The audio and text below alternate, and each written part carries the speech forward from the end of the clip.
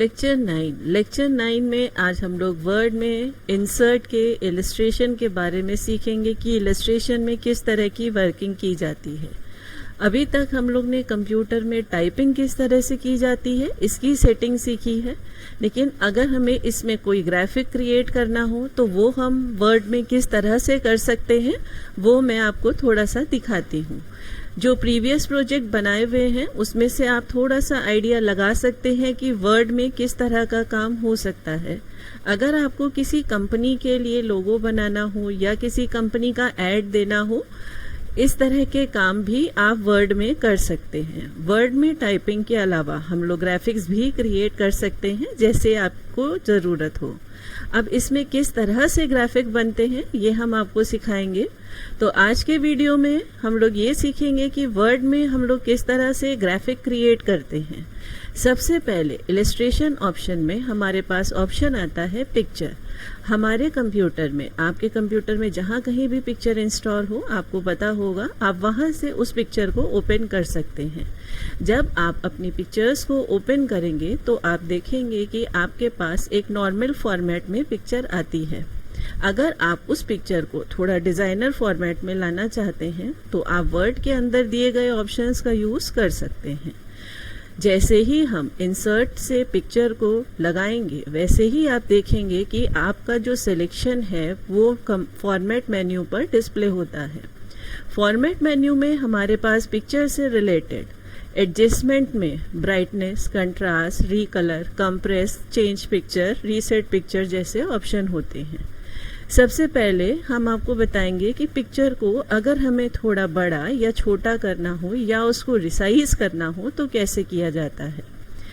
आपका ये mouse pointer है, उसको आप तो 2 साइड एरो कर्सर रखते हुए आप अपनी इमेज को रिसाइज कर सकते हैं। अगर आप अपना कर्सर बॉटम साइड पर रखते हैं तो आप इस तरह से रिसाइज कर सकते हैं, और अगर आप साइड में रखते हैं तो आप इधर की तरफ से इमेज को रिसाइज कर सकते हैं। इस तरह से आप चारों डायरेक्शन में अपने इमेज को रिसाइज कर सकते हैं। आप एक चीज का ध्यान रखिएगा, जब आपका कर्सर है वो कर्सर आपका 2 एरो होना चाहिए। इस तरह के एरो में जब 4 एरो कर्सर बन जाता है आप इमेज को माउस बटन प्रेस करते हुए मूव करा सकते हैं, लेकिन उसको रिसाइज करने के लिए 2 एरो कर्सर होना चाहिए। इमेज को अगर हमें मूव कराना है तो हमें फॉर्मेट ऑप्शन के टेक्स्ट रैपिंग से इन फ्रंट का यूज़ करना पड़ता है। जब हम इन फ्रंट का यूज़ करते हैं तो हम माउस को प्रेस करते हुए उस इमेज को मूव करा सकते हैं। ये तो हुआ कि आपने इमेज को कैसे रिसाइज किया और मूव किया। इमेज को रोटेट भी कर सकते हैं। दिए गए नोड के ऊपर आप देखेंगे एक सर्किल नोड आ रहा है जिसपे आप अपना माउस ले जाएंगे तो उसमें रोटेशन मार्क लग जाएगा। फिर आप माउस बटन प्रेस करते हुए अपने इमेज को किसी भी डिग्री और एंगल में रोटेट कर सकते हैं। ये तो हुआ कि आपने इमेज को कैसे रिसाइज किया और मूव किया। अगर इमेज में हमें ब्राइटनेस डालना हो तो ब्राइटनेस जैसे ऑप्शन की सेटिंग करके इमेज में ब्राइटनेस डाल सकते हैं। अगर हमें कंट्रास्ट का यूज करना हो तो ये कंट्रास्ट ऑप्शन आप यूज कर सकते हो। उसके अलावा अगर इमेज की हमें पिक्चर पसंद नहीं आ रही है, पिक्चर को चेंज करना है, तो आप चेंज पिक्चर पे जाकर आपको जो भी इमेज पसंद आ रही हो वो इमेज आप सेलेक्ट करके चेंज कर सकते हैं। इसके अलावा इमेज में अगर आपको स्पेशल इफेक्ट्स देने हों तो आप रीकलर का यूज़ करिए, तो आपकी इमेज पर स्पेशल इफेक्ट्स के साथ आपकी इमेज का लुक ऐसा दिखाई देगा। जैसा भी आपको पसंद आए आप उस तरह से अपनी इमेज को चेंज कर सकते हैं। अगर आपको अपनी इमेज में बॉर्डर लगाना हो तो यहाँ से आप सेटिंग्स देख सकते हैं। पिक्चर स्टाइल ऑप्शन में आपको अलग अलग फॉर्मेट दिए गए हैं। आपको जैसा भी फॉर्मेट पसंद आए आप वैसा फॉर्मेट लेकर अपनी इमेज को चेंज कर सकते हैं।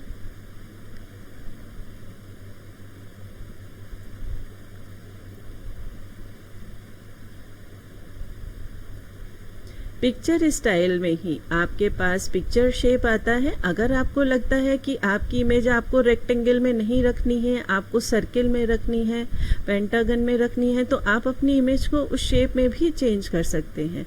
ये कोई नहीं है कि आपने इमेज बना ली है तो बस वैसे ही रहेगी। अगर आपको लगता है आपको इमेज को शेप में रखना है तो आप पिक्चर से शेप ऑप्शन पे जाइए और अपनी इमेज को जिस भी शेप में रखना है आप उस शेप में अपनी इमेज को सेट कर सकते हैं। तो अभी आप देखिए हमने शेप चेंज करी थी तो आपकी इमेज उसी शेप में चेंज हो गई है। नेक्स्ट ऑप्शन आपका आता है पिक्चर बॉर्डर। अगर आपको पिक्चर में कोई बॉर्डर लगाना है तो आप पिक्चर बॉर्डर का यूज करिए। इसमें आप देखेंगे कि आपके जो शेप की आउटलाइन है उस पे कलर हो जाता है। आप शेप की आउटलाइन पे कलर भी दे सकते हैं। अगर आपको शेप की आउटलाइन को थोड़ा सा मोटा करना है तो आप वेट का यूज करके उस लाइन थोड़ा सा थिक कर सकते हैं। नेक्स्ट है पिक्चर इफेक्ट। आप अलग अलग इफेक्ट देकर अपनी पिक्चर पर डिजाइनर लुक दे सकते हैं। आप यहाँ से अपनी इमेज को जिस भी इफेक्ट में डालना चाहते हैं वो सारे इफेक्ट आपके पास आ रहे हैं। आप कोई भी इफेक्ट डालकर अपनी इमेज को एक अट्रैक्टिव इमेज बना सकते हैं। अगर आपको ये इमेज पसंद नहीं आती है, आपको लगता है ये इमेज आपके अकॉर्डिंग नहीं है, तो आप दूसरी इमेज लेकर जितना बड़ा छोटा करना चाहें उतनी इमेज को आप अपने हिसाब से काट भी सकते हैं। तो इसके लिए यूज करते हैं हम लोग क्रॉप टूल का। यहाँ से हम लोग क्रॉप टूल को सेलेक्ट करते हैं। दिए गए मोड से हम लोग क्रॉप टूल को थोड़ा सा जिस हिसाब से हमें कट करना है उस हिसाब से हम उतना एरिया सेलेक्ट कर लेते हैं और हम देखते हैं इस तरह से हमारे इमेज की कटिंग हो गई है। तो अगर किसी भी इमेज को हमें क्रॉप करना हो या काटना हो तो हमारे फॉर्मेट ऑप्शन में क्रॉप ऑप्शन से हम लोग इमेज को काट सकते हैं। तो यहाँ पर हमने देखा कि इंसर्ट से जब हमने पिक्चर लगाई थी तो पिक्चर पे हम लोग क्या क्या चेंजेस कर सकते हैं उसका यूज हमने सीखा। नेक्स्ट है आपका क्लिप आर्ट। क्लिप आर्ट का यूज माइक्रोसॉफ्ट वर्ड में हम लोग इमेजेस को लगाने के लिए करते हैं। उसमें कुछ ग्राफिकल इमेज के फॉर्मेट वर्ड में पहले से दिए होते हैं जिन्हें हम सेलेक्ट करके अपने डॉक्यूमेंट पे लगा सकते हैं। जब हम क्लिप आर्ट पे क्लिक करते हैं तो इस तरह से हमारे पास एक टास्क पैन डिस्प्ले हो जाता है जिसमें जो भी चीज हमें सर्च करनी है, सर्च फॉर में हम उस चीज का नाम, जैसे हमको फ्लावर सर्च करना है हमने फ्लावर लिख दिया। जैसे ही हमने गो पे क्लिक किया इसमें जितने भी लोडेड फ्लावर्स थे वो डिस्प्ले हो जाएंगे। जैसे ही आप इस फ्लावर के एरो पे क्लिक करोगे इंसर्ट या कॉपी जैसे ऑप्शन आते हैं। आप इंसर्ट पे क्लिक करोगे, देखोगे आपका फ्लावर आपके डॉक्यूमेंट पे आके लग गया है। जिस तरह से मैंने पिक्चर को रिसाइज करना सिखाया था उसी तरह आप क्लिप आर्ट को भी रिसाइज कर सकते हो। लेकिन इस चीज का ध्यान रखिएगा, अगर आपको इसको मूव कराना है तो आप टेक्स्ट रैपिंग से इसको इन फ्रंट करेंगे। ध्यान होगा जब मैंने पिक्चर बताया था उसमें भी बताया था कि जब आप पिक्चर को मूव कराओगे तो टेक्स्ट रैपिंग का ही यूज करोगे। उसी तरह क्लिप आर्ट को मूव कराते समय भी टेक्स्ट रैपिंग का यूज करोगे। तो यहाँ पर हम लोग ने क्लिप आर्ट कैसे यूज करते हैं वो देखा। लेकिन अगर हमें पर्टिकुलर नहीं पता कि हमें किस फील्ड की पिक्चर लेनी है तो आप क्लिप ऑर्गेनाइजर पे आइए। जब आप इस पे क्लिक करेंगे ऑफिस कलेक्शन आएगा। ऑफिस कलेक्शन से सारी फील्ड डिस्प्ले हो जाएंगी। उसमें से आप देख लीजिए आपको किस फील्ड पर वर्किंग करनी है, वो फील्ड आप सेलेक्ट कर लीजिए। उसके इंसर्ट बटन पे क्लिक करिए। जैसे ही आप कॉपी पे क्लिक करेंगे उसके बाद अपनी विंडो पे आकर आप पेस्ट पे क्लिक कर देंगे। पेस्ट पे क्लिक करते ही आप देखेंगे आपकी इमेज स्क्रीन पर आ गई है। लास्ट वीडियो में हमने आपको कॉपी पेस्ट करना सिखाया था। अगर आपको डिटेल में ये वीडियो देखनी है तो हमारी क्लिपबोर्ड वाली वीडियो को आप जरूर देखिएगा। इस तरह से जब हमारी इमेज लग जाएगी उसको भी रिसाइज कर सकते हैं और मूव कराने के लिए टेक्स्ट रैपिंग से इन फ्रंट का यूज करेंगे और अपनी इमेज को हम लोग मूव कराकर सेट कर सकते हैं। तो क्लिपबोर्ड से हम लोग पिक्चर कैसे लगा सकते हैं उसमें भी हम लोग बॉर्डर, शेडिंग, इफेक्ट सब दे सकते हैं। आपको जैसा भी लगता है आप वैसा अपनी इमेज को बना सकते हैं। तो क्लिपबोर्ड और पिक्चर में आप जो भी चेंजेस करना चाहते हैं वो चेंजेस आप अपने अकॉर्डिंग कर सकते हैं। शेप, कंप्यूटर में अलग अलग तरह की शेप्स दी गई हैं। वो हमारे ग्राफिक पर डिपेंड करता है कि हमें किस तरह का ग्राफिक बनाना है। आपको जिस भी तरह की शेप चाहिए वो शेप आप सेलेक्ट करके माउस बटन प्रेस करते हुए उसको ड्रैग करिए। जितना भी छोटा बड़ा आपको रखना है, जब आपको लगे कि आपको इतने पोजीशन का बनाना है तो आप उतने पोजीशन का बना के रख दीजिए। लेकिन अगर आपको लगता है नहीं आपसे छोटा बन गया है तो इमेज और क्लिप आर्ट की तरह आप शेप्स को भी रिसाइज कर सकते हैं। शेप में भी कलर फिल करने के लिए कलर स्टाइल या शेप स्टाइल आते हैं। आप यहाँ से जो भी कलर सेलेक्ट करते हो वो आपके शेप में डिस्प्ले हो जाता है। अगर आपको साथ में उसका प्रीव्यू भी देखना हो तो आप शेप को थोड़ा सा साइड में सेट करते हुए आप उसके प्रीव्यू को भी देख सकते हो कि आपके शेप में कौन सा प्रिंट अच्छा लगेगा। आपको जो भी डिज़ाइन अच्छा लगे वो डिज़ाइन आप सेलेक्ट कर सकते हो और इस तरह से देखेंगे आपके शेप में वो डिज़ाइन फिल हो गया है। अगर आपको शेप में अपने अकॉर्डिंग कोई भी कलर फिल करना हो तो शेप फिल पर आकर आप अपने अकॉर्डिंग शेप में कलर डाल सकते हैं। तो आपने शेप में जो कलर सेलेक्ट किया है वो फिल हो गया है। लेकिन इसके अलावा ये तो हमारे नॉर्मल कलर्स होते हैं। अगर हम मोर कलर पे जाते हैं तो 255 कलर्स की रेंज हमें डिस्प्ले होती है। अगर हमने यहाँ से ब्लू कलर सेलेक्ट किया और हमको इसमें थोड़ा सा लाइट ब्लू कलर चाहिए तो हम कस्टम शेप पे जाते हैं।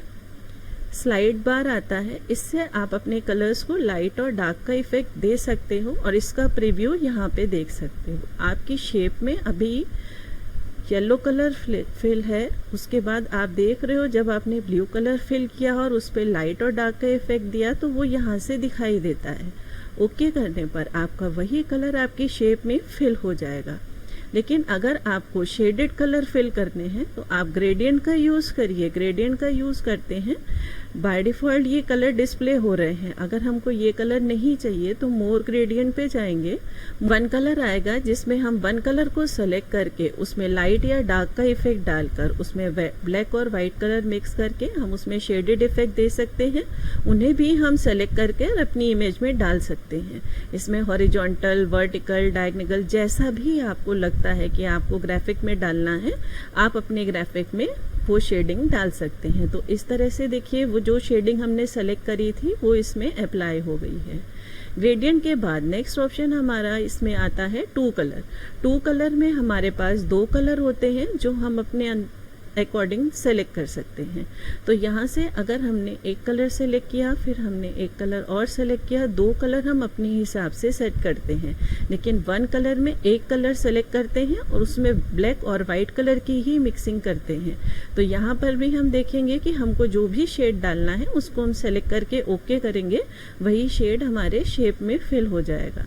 शेप में फिलिंग के लिए हमारे पास ग्रेडियंट में नेक्स्ट ऑप्शन आता है प्रीसेट। प्रीसेट में बने बनाए कलर्स होते हैं जिनको हम डायरेक्ट सेलेक्ट करके अपनी ग्राफिक्स में अप्लाई कर सकते हैं। तो यहाँ पर जो भी शेड दिया है और आपको लगता है ये शेड आपको डालना है, आप वो शेड सेलेक्ट करिए, ओके करिए, आपका वो शेड शेप में फिल हो जाएगा। तो यहाँ पर हमने देखा कि हम लोग मोर फिल कलर से या ग्रेडियंट से कैसे शेप में कलर फिल कर सकते हैं। इसके अलावा इसमें बने हुए टेक्सचर्स भी दिए हुए हैं। अगर आपको लगता है कि आप अपने ग्राफिक में टेक्सचर्स इफेक्ट डालें तो ये सारे टेक्सचर इफेक्ट आ रहे हैं, आप कोई भी इफेक्ट डाल सकते हैं। इसके अलावा इसमें पैटर्न्स भी आते हैं, ये डिज़ाइनर पैटर्न्स हैं। कलर रेंज आपको अपनी चेंज करनी है, जो भी कलर आप सेलेक्ट करते हो उसी से रिलेटेड आपकी इमेज तैयार होती है। अगर आपको लाइन इफेक्ट डालना है आप लाइन इफेक्ट दे सकते हो, आपको डॉटेड इफेक्ट डालना है डॉटेड इफेक्ट दे सकते हो। तो इसमें कई तरह के पैटर्न्स दिए हुए हैं जिन्हें हम अपने हिसाब से डिज़ाइन कर सकते हैं। वो अकॉर्डिंग टू नीड होता है कि हमको किस शेप में कैसा पैटर्न डालना है। नेक्स्ट आता है आपका शेप फिल में पिक्चर टूल। पिक्चर टूल से हम लोग की जो भी पिक्चर हम सेलेक्ट करेंगे वो ऑटोमेटिक हमारी इंसर्ट शेप में फिल हो जाएगी। एक तरीका ये है कि आप शेप बनाने के बाद पिक्चर फिल कर लीजिए, और एक तरीका जैसे हमने बताया था कि जब भी आप कोई पिक्चर यहाँ से सेलेक्ट करते हैं, सेलेक्ट करने के बाद आपके पास फॉर्मेट में चेंज पिक्चर जैसा ऑप्शन आता है। चेंज पिक्चर से तो आप पिक्चर बदल सकते हैं कि आपको पिक्चर बदलनी है, लेकिन अगर आपको पिक्चर का शेप बदलना है तो आप पिक्चर शेप पे आइए। पिक्चर शेप पे आने के बाद आपको जो भी शेप में पिक्चर चाहिए आप उस शेप में पिक्चर डाल सकते हैं। तो आप शेप टूल लगाने के बाद भी पिक्चर डाल सकते हैं और पिक्चर लगाने के बाद भी शेप डाल सकते हैं। दोनों ऑप्शन का यूज आप यहाँ पर कर सकते हैं। स्मार्ट आर्ट, अपनी इंफॉर्मेशन विजुअली दिखाना, मतलब फोटो या ग्राफिक के द्वारा समझाना। यहाँ पे टेक्स्ट की जरूरत नहीं पड़ती है। इसमें ग्राफिकल लिस्ट होती है और प्रोसेस डायग्राम्स होते हैं, जैसे वेन डायग्राम और ऑर्गेनाइजेशन चार्ट।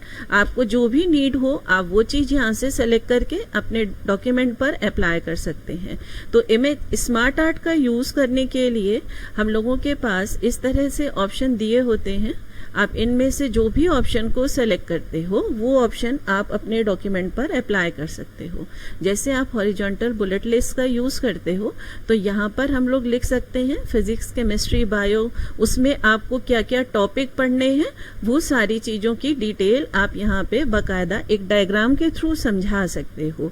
तो इसको जो भी रीड करता है वो इजिली उसको समझ लेता है कि आप क्या बताना चाह रहे हो। अगर आप वहां नहीं भी हो तो आपका वो ग्राफिक देखकर समझ लेता है कि आपके डॉक्यूमेंट में क्या क्या रिक्वायरमेंट्स हैं।